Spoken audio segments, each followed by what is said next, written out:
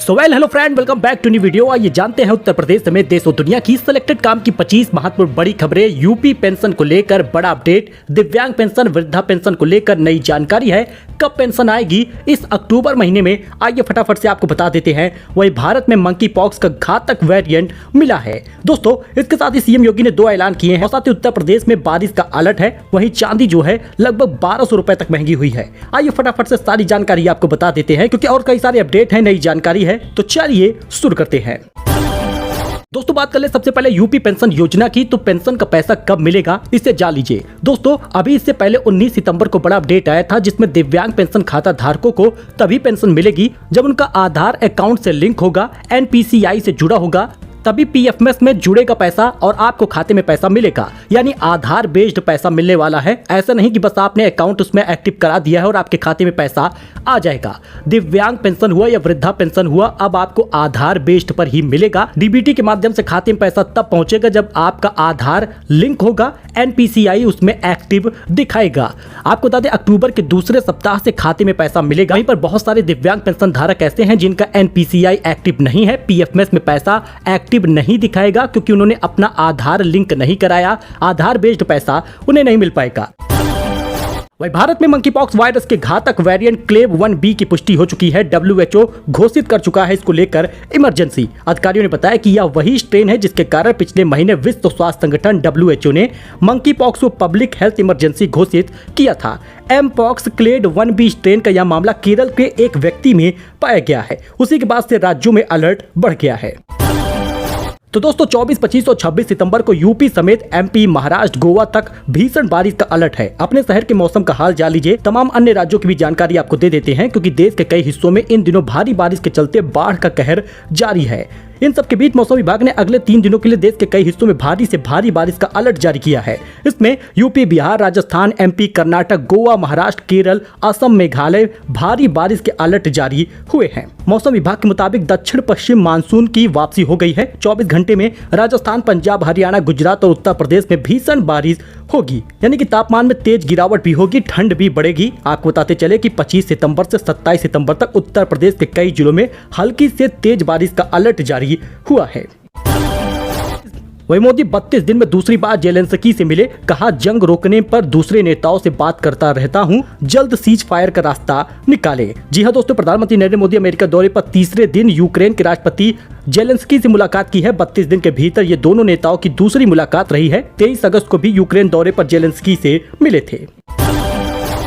तिरुपति लड्डू विवाद को लेकर बड़ा अपडेट। घी सप्लायर को लेकर कारण बताओ नोटिस आया है। केंद्र सरकार ने 4 कंपनियों के सैंपल जांचे। एक कंपनी के घी में मिलावट मिली है। दोस्तों, आंध्र प्रदेश के श्री वेंकटेश्वर स्वामी मंदिर तिरुपति मंदिर के लड्डुओं में जानवरों की चर्बी मिलने के बाद विवाद के बीच केंद्रीय स्वास्थ्य मंत्रालय ने 4 कंपनियों के घी सैंपल मंगवाए। इनमें एक कंपनी के घी क्वालिटी टेस्ट में फेल हो गया है। जिस कंपनी को नोटिस भेजा गया है वह AR डेयरी फूड्स का है।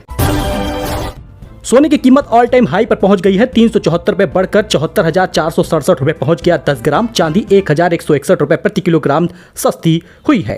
जी हाँ दोस्तों, चांदी की कीमत जहां सस्ती हुई वहीं सोने के दाम बढ़ गए हैं। लगातार कई हफ्तों से चांदी की कीमत कभी 2,000, कभी 3,000, कभी 1,500, कभी 1,700 ऐसे ही बढ़ता रहा है। हालांकि 1,100 रुपए इस बार सस्ता हुआ है। IBJ की रिपोर्ट के अनुसार 10 ग्राम 24 कैरेट का सोना 374 रुपए महंगा हुआ और चांदी 1,100 रुपए सस्ती हुई है। यूपीएसआरटीसी की बसों का फास्टैग हैक हो गया। टोल पर पहुंची बस तो दिखने लगा लो बैलेंस। SBI की जगह पर दिख रहा था IDFC और ICICI बैंक का नाम। दोस्तों, अब यूपी में ढाबा और रेस्टोरेंट को लेकर भी बड़ी खबर सामने आ गई है। यूपी सरकार में सीएम योगी ने कर दिया बड़ा ऐलान। ढाबा रेस्टोरेंट पर मालिक की नेम प्लेट लगाना जरूरी है। इससे पहले सावन महीने में भी ये नियम लागू हुआ था, लेकिन CCTV लगाना, मालिक का नेम प्लेट लिखना अब जरूरी होगा। ढाबा रेस्टोरेंट वालों को कर्मचारियों का पुलिस वेरिफिकेशन भी होगा। तिरुपति प्रसाद केस के बाद ये बड़ा फैसला लिया गया है। तिरुपति मंदिर के प्रसाद में जानवर की चर्बी मिलने की खबर के बाद यूपी सरकार ने खाने पीने की दुकानों पर नेम प्लेट यानी दुकानदार का नाम लिखना जरूरी कर दिया है। सीएम योगी ने मंगलवार को यह आदेश दे दिया है। सीएम योगी आदित्यनाथ ने खाद्य विभाग के साथ बैठक की। साथ ही उन्होंने कहा, प्रदेश के सभी होटल, ढाबा, रेस्टोरेंट की गहन गहन जांच हो, हर कर्मचारी का पुलिस वेरिफिकेशन किया जाए, खाने की चीजों की शुद्धता के लिए खाद्य सुरक्षा अधिनियम आवश्यक संशोधन भी किए जाए। नए आदेश के मुताबिक खान पान केंद्रों पर संचालक और प्रोपराइटर मैनेजर का नाम पता डिस्प्ले करना अनिवार्य होगा। पूरे रेस्टोरेंट में सीसीटीवी लगाना जरूरी होगा। कर्मचारियों को मास्क और ग्लव्स पहनना भी जरूरी होगा। मतलब ऐसा नहीं करते हैं तो रेस्टोरेंट सील हो जाएगा, ढाबा सील हो जाएगा और गंभीर केस भी होगा। इससे पहले यूपी सरकार ने कांवड़ रूट की दुकानों पर नेम प्लेट अनिवार्य किया था। मामला सुप्रीम कोर्ट पहुंच गया था। कोर्ट ने योगी सरकार के इस फैसले पर रोक लगा दी थी। मामला अभी कोर्ट में विचाराधीन है। फिलहाल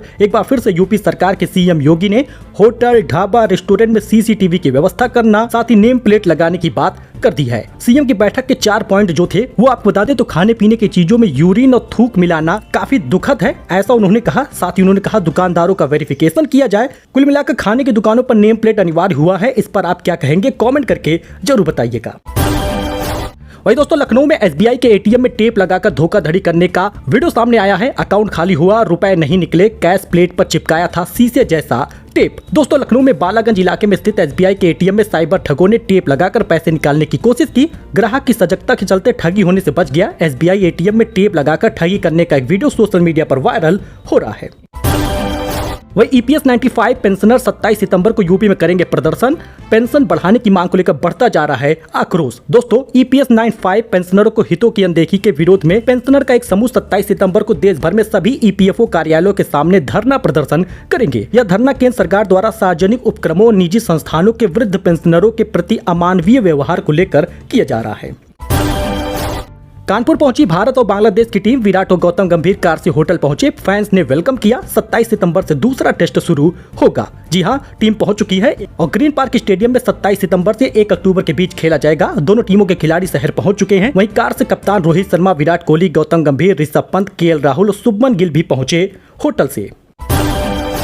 वही तिरुपति के लड्डू में अब तंबाकू मिलने का दावा मिला है। महिला श्रद्धालु बोली, लड्डू तोड़ा तो कागज के टुकड़े मिले, उसमें तंबाकू लिपटा था। जी हां, आंध्र प्रदेश के श्री वेंकटेश्वर स्वामी मंदिर तिरुपति मंदिर के लड्डू में जानवरों की चर्बी मिलाए जाने के आरोप के बाद अब तंबाकू मिलने का दावा हुआ है। तेलंगाना की एक महिला ने प्रसाद को लेकर आरोप लगाया कि उसे लड्डू के अंदर कागज के लिपटे तंबाकू के टुकड़े मिले। उसका वीडियो उसने जारी किया है। फोटो आप देख सकते हैं। प्रसाद विवाद पर अब तक के कई सारे अपडेट आ चुके हैं, लेकिन एक और खुलासा हो रहा है। तो ओडिशा की महिला 2 किलोमीटर तक रेंग कर पेंशन लेने पहुंची। 80 साल की महिला बोली, चल नहीं पाती हूं, फिर भी अधिकारी ने ऑफिस बुलाया है। जी हां, एक तरफ कहते हैं कि हम बुजुर्गों का सम्मान करते हैं, एक तरफ कहते हैं हम 5 लाख का फ्री इलाज दे रहे हैं। जब इस प्रकार का वीडियो सामने आता है तो केंद्र और राज्य सरकार निशाने पर आती है। ओडिशा के क्योंझोर में एक 80 साल की महिला को पेंशन के लिए 2 किलोमीटर तक ऑफिस रेंग कर जाना पड़ा। श्रीलंकाई राष्ट्रपति बोले, भारत और चीन के बीच सैंडविच नहीं बनना। कहा, दोनों देशों से हमारी दोस्ती है, किसी एक का साथ नहीं देंगे। श्रीलंका के नए राष्ट्रपति अनुरा कुमारा दिसनायके ने कहा कि वे भारत और चीन के बीच सैंडविच बनकर नहीं रहना चाहते। मोनोकॉल मैगजीन के दिए इंटरव्यू में अनुरा ने कहा कि श्रीलंका दुनिया में चल रही दबदबे की लड़ाई में नहीं फंसना चाहता। तो मुनव्वर फारूकी ने दोस्तों मुंबई में खरीदा है 6 करोड़ का लग्जरी अपार्टमेंट। क्या पत्नी और बच्चों के साथ होंगे शिफ्ट? लगातार कई सारे कमेंट आ रहे हैं। फिलहाल मुनव्वर फारूकी एक के बाद एक बड़ी उपलब्धि हासिल कर रहे हैं। बिग बॉस 17 की ट्रॉफी जीतने के बाद अब मुनव्वर ने मुंबई में नया अपार्टमेंट खरीद लिया है। यह अपार्टमेंट काफी लग्जरी है। 6 करोड़ कीमत बताई जा रही। मशहूर रेस्टोरेंट के चिकन में निकला कीड़ा। भाजपा नेता की शिकायत के बाद हरकत में आए अफसर बिक्री पर लगाई है रोक। मुरादाबाद के नामचीन रेस्टोरेंट गुलशन ए करीम में परोसे गए चिकन में कीड़ा निकलने की शिकायत पर खाद्य गतिविधियों पर रोक लगा दी गई है। खाद्य सुरक्षा विभाग ने आनन फानन सैंपल भरा और 27 सितंबर तक खाद्य पदार्थ तैयार करने और बिक्री पर रोक लगा दी गई है। लखनऊ में एसजीपीजीआई में गार्डों ने तीमारदारों को पीटा है। लात घूसे चले हैं, कपड़े फाड़े हैं, पर्ची नहीं दिखाने पर हंगामा हुआ है। जी हां दोस्तों, लखनऊ के एसजीपीजीआई में तैनात गार्डों ने तीमारदारों को पीटा है।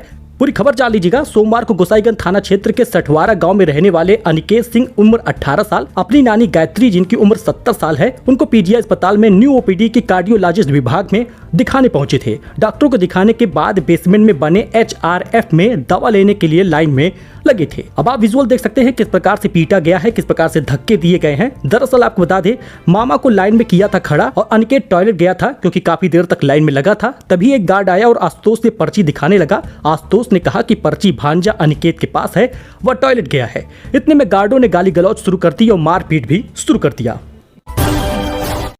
वहीं नवरात्रि पर मैहर स्टेशन पर 5 मिनट रुकेगी ट्रेन। रेलवे ने जारी किया है 20 ट्रेनों का शेड्यूल। लखनऊ के यात्रियों को मिलेगा फायदा। दोस्तों, नवरात्रि के मौके पर मैहर स्टेशन में 20 ट्रेनें अस्थायी रूप से 5 मिनट के लिए रुकेंगी। रेलवे की तरफ से नवरात्रि के मौके पर तीर्थ यात्रियों को सुविधा देने के लिए यह शेड्यूल जारी किया गया है। ये ट्रेन मैहर स्टेशन पर रुकेंगी। बाकी आप पूरी डिटेल देख सकते हैं, स्क्रीनशॉट ले सकते हैं और इसके साथ ही डिटेल में आप इसकी पूरी जानकारी पढ़ सकते हैं। मतलब ये सारी ट्रेनें जो है लगभग 5 मिनट तक मैहर स्टेशन पर रुकेंगी, जिससे तीर्थ यात्रियों को फायदा पहुंचे। वही नेता प्रतिपक्ष बोले, एनकाउंटर में पुलिस कैसे बच जाती है। मुस्लिम यादव ब्राह्मण भाजपा के निशाने पर है। कानपुर में इरफान सोलंकी के परिवार से मिले थे। नेता प्रतिपक्ष माता प्रसाद पांडे सोमवार को कानपुर पहुंचे। मीडिया से बात करते हुए सपा नेता माता प्रसाद ने कहा कि सरकार के निशाने पर सिर्फ मुस्लिम यादव ब्राह्मण ही दिख रहे हैं। सीए की मौत पर सीतारमण बोली, आत्मशक्ति की कमी थी, वह दबाव नहीं झेल पाई। शिवसेना सांसद बोली, आपने पीड़ित का अपमान किया है। तो आयुष्मान भारत योजना बुजुर्गों के लिए पोर्टल तैयार हो गया है। जल्द शुरू होगी रजिस्ट्रेशन। दोस्तों, आयुष्मान भारत योजना में 70 साल से अधिक उम्र के बुजुर्गों को शामिल किया जा रहा है। उनके लिए अलग से कार्ड बनाया जाएगा और पोर्टल तैयार कर लिया गया है। आपको बताते चले कि लगभग 10 लाख का फ्री इलाज इनको मिलेगा। 5 लाख का पहले फ्री इलाज मिल रहा है जो आयुष्मान कार्ड बना है, और इसके साथ ही 70 साल की बुजुर्ग वाला कार्ड भी बनेगा जिसमें 5 लाख का उनको टॉप अप रिचार्ज दिया जा रहा है। आयुष्मान भारत योजना को 6 साल पूरे हो चुके हैं। 35 करोड़ से ज्यादा आयुष्मान कार्ड जारी हो चुके हैं। मौजूदा समय में 70 साल से अधिक आयु के लोगों को 5 लाख का अतिरिक्त टॉप अप दिया जा रहा है। इसलिए जो परिवार पहले से कवर है उनके लिए कवरेज राशि 10 लाख हो चुकी है। कई राज्यों ने भी कवरेज राशि को बढ़ाया है। आपको बताते चले कई बीमारियों का इलाज मिलता है। 949 किस्म के उपचार इसमें दिए गए हैं। योगी सरकार में लीजिए 10 लाख तक का ब्याज मुक्त लोन। युवाओं के लिए आ रही है यूपी में गजब की स्कीम। दोस्तों, यूपी की योगी सरकार स्वरोजगार के लिए ला रही है शानदार स्कीम। बिजनेस के लिए युवाओं को मिलेगा 10 लाख तक का ब्याज मुक्त लोन। 2 चरणों में आएगी योजना। पहले 5 फिर दूसरे में मिलेगा 10 लाख का लोन। जी हां, उत्तर प्रदेश में स्वरोजगार की दिशा में योगी सरकार एक बड़ा कदम उठाने जा रही है। स्टार्टअप या बिजनेस शुरू करने के लिए युवाओं को प्रोत्साहित करते हुए योगी सरकार ब्याज मुक्त लोन बांटने वाली है। इसके तहत 10 लाख युवाओं को अपना बिजनेस शुरू करने के लिए 10 लाख रुपए तक का ऋण देने की व्यवस्था की जाएगी। तो लेबनान पर इजरायल स्ट्राइक में अब तक 492 लोगों की मौत हो गई। यह 18 साल में सबसे बड़ा हमला था। इजरायल में 1 हफ्ते का इमरजेंसी घोषित हुआ है। इजरायल में सोमवार 23 सितंबर को लेबनान में 300 से ज्यादा मिसाइल दागी गई। लेबनान के स्वास्थ्य मंत्रालय ने कहा कि इस हमले से अब तक 492 लोग मरे हैं। 58 महिलाएं, 35 बच्चे हैं। 1645 लोग घायल हुए हैं। तो दोस्तों, बच्चों में बढ़ रहा है बोन कैंसर का खतरा। एक्सपर्ट बोले, लक्षणों को लेकर अलर्ट रहें। बीमार होने का सटीक कारण फिलहाल अभी नहीं पता। यदि बच्चे अचानक से हाथ पैर में सूजन आ रही है, बिना कारण दर्द हो रहा है या फिर चोट लगने के बिना ही फ्रैक्चर हो रहा है, तो ये लक्षण बोन कैंसर का हो सकता है। ऐसे मामलों में लापरवाही बरतने की जरूरत नहीं है। जी हाँ, लक्षणों को लेकर अलर्ट रहने को कहा गया है। तो दोस्तों, F&O में 10 में से 9 ट्रेडर्स को लॉस हुआ है। सेबी की स्टडी में दावा, बीते 3 साल में 93% F&O ट्रेडर्स को लगभग 1.8 लाख करोड़ का घाटा हुआ है। F&O में 10 में से 9 ट्रेडर को लॉस हुआ है। प्रयागराज में 100 साल पुरानी राधा कृष्णा की मूर्ति चोरी हो गई। मंदिर का ताला तोड़कर 10 किलो का अष्टधातु की मूर्ति उठा ले गए बदमाश। प्रयागराज के एक मंदिर में बदमाशों ने 100 साल पुरानी राधा कृष्ण की अष्टधातु की मूर्ति चोरी कर ली। प्राचीन मूर्ति करीब 10 साल पुरानी थी। मंदिर का ताला तोड़ा गया। बदमाश कीमती मूर्ति लेकर निकल भागे। सो दोस्तों, ये कुछ अपडेट था, नई जानकारी थी। आई होप कि आपको ये पसंद आया होगा। दोस्तों, वीडियो पसंद आया हो, जानकारी पसंद आई हो तो लाइक करिए, सब्सक्राइब करिए। आप हमारे साथ जुड़िए जिससे लेटेस्ट खबर आपको मिलती रहे। हम आपके फायदे की खबर लेकर आते हैं जिससे आपको फायदा मिल जाए और आप हमारे चैनल पर बने रहे। फिलहाल के लिए इतना ही। ऐसे ही चैनल को सब्सक्राइब किए रहिए। धन्यवाद।